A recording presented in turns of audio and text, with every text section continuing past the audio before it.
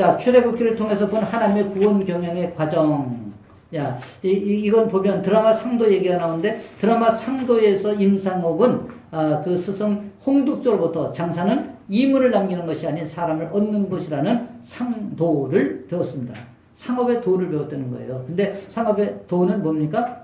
이게 돈을 버는 게 아니라 사람을 얻는 거라는 거예요. 그러면 자, 사람이 돈을 벌어주는 것이잖아요. 그렇죠. 네. 그래서 사람을 얻는 것이 무엇보다도 중요하다. 신앙을 정의한다면 신앙은 자신의 야망을 달성하기 위해 하나님을 이용하는 것이 아니라는 거예요. 근데 많은 사람들이 특별히 식당하는 사람들, 이 저 신앙을 잘 글로 활용하려고 또 예를 들면은 뭐 이렇게 의사들, 개업한 의사들 있죠. 이렇게 개인 병원 하시는 분들.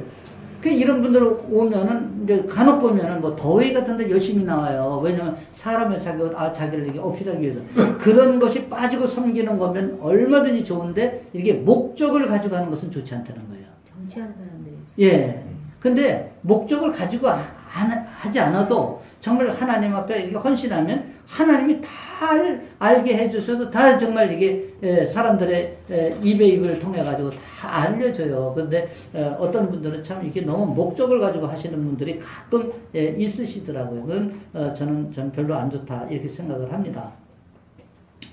그래서 하나님께 붙잡히고 그 영의 질서를 따르는 이 순종이 중요하다는 거예요. 그래서 우리가 신앙은 헌신입니다. 하나님을 신뢰하고 따르면 하나님의 거룩한 스피릿에 붙잡혀 그 정신으로 살아가게 됩니다. 성령님은 우리를 하나님의 철학과 가치관, 더 나아가 인격을 덧입도록 우리를 그 영에 잠기게 하신다는 것입니다. 그렇죠? 하나님이 우리를 만나시고 그 이후 우리를 어디로 인도하시는지 그 방향과 목적을 아는 것이 중요합니다. 이 방향과 목적을 모르면 우리가 어느 곳으로 갈지 갈팡질팡하는 거예요. 그래서 방향을 정확하게 알고 우리가 그 곳을 향해 지향해야 된다는 것을 알 수가 있는 것입니다. 출애굽기 전체의 구도를 보면 하나님은 우리를 콜링하셔서 구원하신 이후에 계속 발전 성장케 하셨지 않습니까? 이 5대 광야를 통해서. 그렇죠? 마지막에 시내산에 와서 성막 예배 훈련을 통해서 이제 가나안을 이제 들어가도록 이렇게 길을 인도하시는 걸 우리가 알 수 있지 않습니까? 그래서 이렇게 하나님께서 우리의 과정마다 하나님이 간섭하시고 마지막에는 교통하는 수준까지 끌어올리신다는 거예요. 하나님께서. 자, 그런데 이제 이 출애굽기 전체를 우리 요약을 하면 자, 이게 성막의 단면도 하고 똑같은 것입니다. 자, 보면 첫 번째 은혜의 단계죠. 이건 동문입니다. 그렇죠? 이것은 구원, 하나님이 찾아오셨고 준비된 목자를 통해 이스라엘을 인도하신 것, 1장에서 12장까지가 이제 여기에 해당되는 것입니다. 그래서 마지막 구원이 뭡니까? 6월절 어린 양의 피로 구원을 받는 거 아닙니까? 그렇죠? 그래서 좌우인방의 어린 양의 피를 바름으로 인해서 고센 땅에 이스라엘 백성들은 죽음의 사자가 넘어간 거예요. 그래서 이것을 우리가 6월절이다 이렇게 얘기하는 것 아닙니까? 그러니까 이스라엘이 하나님을 잊어버리고 있을 때 하나님은 그들에게 고난, 삶의 어려움을 주시고 절망하게 하셔서 하나님을 찾게 하셨다는 거예요. 그래서 그들이 430년 동안 하나님을 잊고 있었기 때문에 하나님이 애굽의 문화에 완전히 녹아버리고 정체성을 잃어버렸기 때문에 하나님이 더는 두실 수 없기 때문에 이제 그들에게 부르짖을 수밖에 없는 그런 삶의 고난의 환경으로 배열하셨다는 거예요. 그리고 나서 이제 80년 전부터 목자, 다시 말씀드리면 모세를 준비시키시고 그를 하나님의 대행자로 세우셔서 그를 통해서 이제 이스라엘 백성들을 이끌어내시는 것을 우리가 경험하게 되는 것입니다. 이것이 이제 바로와 애굽을 따라 하나님이 인도하시는 긴 신앙의 여행을 떠나게 되는 과정이다 하는 것입니다. 두 번째는 씻음의 단계. 씻음의 단계는 세례, 광야, 옛사람이 나를 버리게 하시는 것입니다. 그래서 이 씻음의 단계는 바로 자기를 부인하는 거예요. 그래서 자기를 부인하는 거기 때문에 우리가 세례다 이렇게 얘기하는 것이고 이 세례는 우리가 옛사람을 완전히 버리는 것입니다. 그래서 이 옛사람을 버리는 이 훈련을 광야 훈련을 이제 하는 것이고 이 광야 훈련이 바로 5대 광야에 속하는 것입니다. 그래서 이 훈련하는데 몇 년 걸렸다고요? 40년.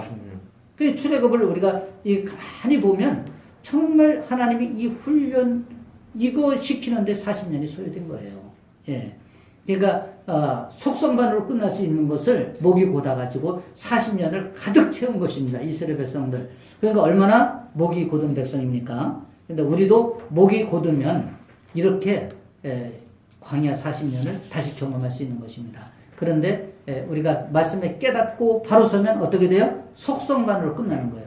우리 대학교도 이제 뭐 4년 안에 3년에도 끝날 수 있지 않습니까? 그죠? 학점을 다 하면 이게 우리가 하나님 앞에서 이런 훈련 과정을 빨리 끝낼 수 있는 속성만이 있다 하는 것을 우리가 알 수가 있습니다. 바로 가면 쉽고 빠르게 갈 수 있는 길이 있음에도 하나님은 돌려서 이스라엘을 홍해 앞에 세웁니다. 세례를 위해서입니다. 홍해 앞에 세운 것은 바로 이 세례, 바다 세례를 위해서라는 것입니다. 홍해가 갈라지는 그 광경 속에 이스라엘 백성들이 그 바다에 자기의 완전한 자아를 버리게 하는 것이죠. 옛사람을 버리게 하는 거예요. 그래서 이것을 바다 세례다 이렇게도 말을 할 수 있는 것입니다. 그래서 세례는 돌이킴이라는 거예요. 그래서 바로 중심에서 하나님의 중심으로 바로를 주인으로 모셨는데 이제 하나님을 주인으로 모신다는 거예요.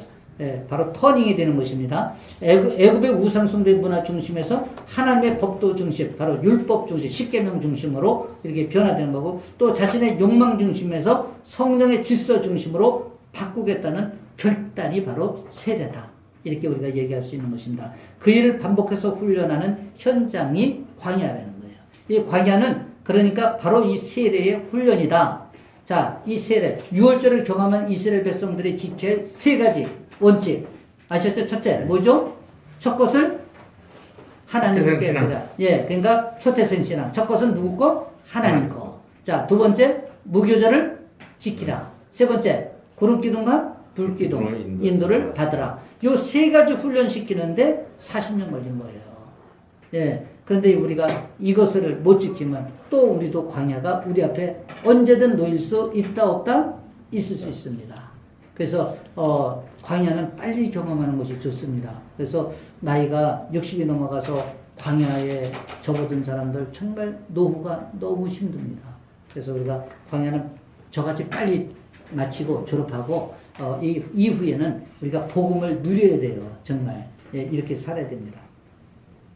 구원받은 이후에 우리는 바로 홍해와 광야로 인도받습니다. 그것은 자기 왕국을 포기하고 하나님 나라를 건설하는 왕으로 제사장으로 세우기 위한 주님의 특별하신 배려입니다. 주님은 홍해로 광야로 인도하셔서 바른 인생의 길과 목적을 가르쳐 주시고 훈련시켜 주십니다. 그래서 이 광야 훈련은 바로 왕 같은 제사장으로 우리를 세우기 위한 하나님의 특별한 배려라는 거예요. 왕 같은 제사장이 얼마나 거룩한 직분입니까? 그렇죠? 이 직분을 위해서 하나님께서 특별히 광야 학교를 허락하셨다. 그런데 이 광야 학교는 매우 힘도 들고 고단하기도 합니다. 그런데 이것을 우리가 기꺼이 감당해야 돼요. 네. 자, 세 번째는 공급의 단계, 신의 산입니다.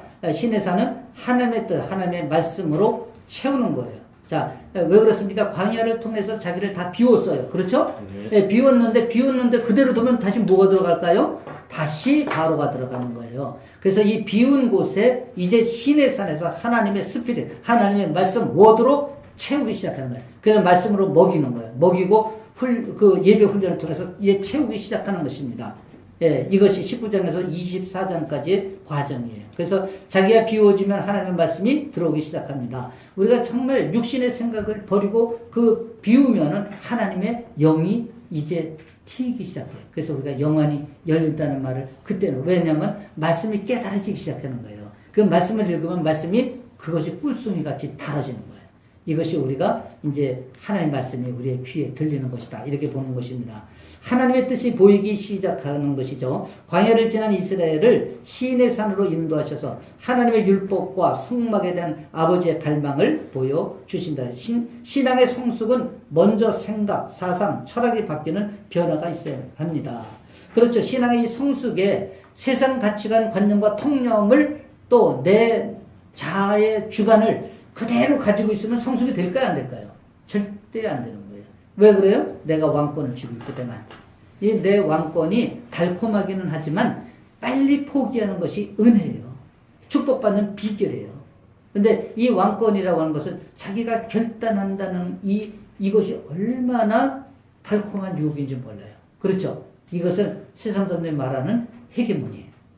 그래서 이 헤게모니 때문에 그 각 정파도 보면 죽을 둥 살둥 말둥하고 싸우는 거예요. 그렇죠? 조금도 양보하지 않지 않아요. 이 헤게모니 놓지 않으려고. 그래서 이 주권 이양이 그렇게 힘들다는 거예요. 우리가 우리 삶을 내 맘대로 재단하고 사는 그 달콤함을 놓기가 쉽지 않다는 거예요. 그런데 그것을 비워야 그때 비로소 우리가 하나님의 말씀이 들리기 시작하고 또 하나님의 말씀으로 채워지기 시작한다는 거예요. 자, 보시면 광야를 지나 이스라엘을 신에서 인도하셔서 하나님의 율법과 성막에 대한 아버지의 갈망을 보여주신다고 했습니다. 그리고 신앙의 성숙은 먼저 생각, 사상, 철학이 바뀌는 변화가 있어야 합니다. 시내산에서 하나님은 자신의 깊은 생각과 철학을 바로와 애굽의 정신에 익숙해져 있는 이스라엘에게 계시하시고 가르치시는 것입니다. 그래서 이 시내산에서는 이제 이스라엘 백성들의 가치와 철학을 완전히 터닝포인트 시키는 거예요. 완전히 물갈이 시키는 거예요. 예, 그래서 하나님의 사랑으로 완전히 거듭나게 해서 이제 가나안을 가도록. 그래서 강한 여호와의 군대가 되기 위해서 이제 가나안이라는 것이 그냥 입성이 아니라 정복전쟁이거든요. 예, 그래서 그렇게 세워서 이제 하나님이 이끄시는 것을 우리가 알 수가 있습니다. 네 번째는 이제 교통의 단계 성막. 예배 생활을 통해서 하나님과 이제 교통하는 것입니다. 이것이 지성소 신앙이에요. 그래서 이 성막은 예배 훈련이다. 이렇게 우리가 얘기하고 오늘날도 이 우리 교회 생활하는 것이 다 이 성막의 훈련과 동일한 것입니다. 그래서 여기에서는 하나님과 이제 교통하는 단계다. 그래서 하나님의 임재를 경험하고 하나님의 음성, 레마의 말씀을 듣고 그것은 우리가 하나님 앞에 귀를 기울이기만 하면 우리가 하나님 앞에 나의 주권을 넘기기만 하면 수시로 하나님이 우리에게 공급해 주시고 우리를 그렇게 또 인도하시는 것을 경험할 수가 있는 것입니다. 성막으로 매일 초대하여 성령으로 하나님과 교통케 하십니다. 우리는 예배로 하나님께 나갈 때마다 죄를 싫어하시는 하나님, 자기 왕국이 아닌 하나님의 나라를 건설하기를 원하시는 하나님, 땅의 것이 아니라 하늘의 것으로 채우기를 원하시는 하나님의 영과 교통하게 됩니다. 다시 말씀드리면 내 나라가 아닌 하나님 나라를 세울 때 하나님과 교통이 이루어진다는 거예요. 그렇죠? 네. 내 나라를 세우면 내 나라를 세운 이 철벽 같은 성벽 때문에 하나님 나라가 들어올 수가 없어요.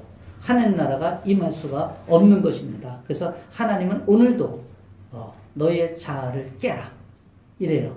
근데 그 자아를 깨도 아프지 않다고 말씀하십니다. 내 안에 견고한 이 나의 성이 무엇인지 나의 성읍을 하루속에 깨는 것이 하나님이 우리에게 바라는 기대라는 거예요. 그래서 그것을 깼을 때 하나님의 음성이 들리고 하나님과 교통의 관계가 이루어진다는 거예요. 하나님과 교통을 하면 얼마나 은혜가 되고 행복하고 기쁘고 정말 그렇겠습니까? 그래서 우리가 빨리 이 단계로 가야 된다는 거예요. 이것은 매일 하나님의 임재를 경험해서 살 수가 있습니다. 아침에 눈만 떠도 막 기쁠 거예요. 눈만 떠도 막 찬양이 나오는 거예요. 하나님의 임재 안에 있는 분들 보면 그렇습니다. 그래서 지나가다가도 그냥 찬양이 튀어나오는 거예요. 그래서 우리가 저도 움치지만 이렇게 늘 보면 차에 타기만 해도 그냥 이렇게 찬양이 나오고 또 기도하고 싶을 땐 그냥 차에서 운전하면서도 기도를 합니다. 또 어떤 중보기도의 요청을 받은 것이 있으면 깜빡했다가 생각나면 운전대 잡고도 기도를 해요. 그래서 이런 것이 우리 임재 안에서의 우리 신앙생활을 하는 것이다 하는 것을 우리가 알 수 있습니다. 자, 이렇게 해서 12강까지 창장 12강까지를 모두 마치겠습니다. 자, 어때요? 오늘